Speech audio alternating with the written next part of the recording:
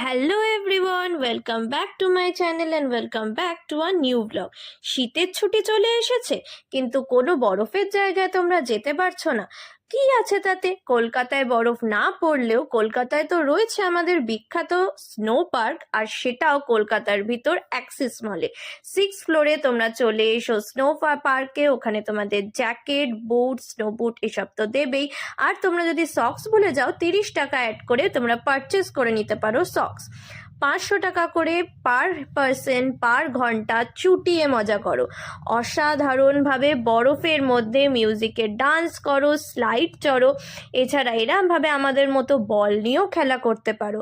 ভিতরের টেম্পারেচার হচ্ছে -6 ডিগ্রি, কিন্তু অসাধারণভাবে সুন্দর করে মজা করো, নাচ করো মিউজিকে, কারণ ডিজেও চলছিল, ডিজে লাইট চালিয়ে দিয়েছিল।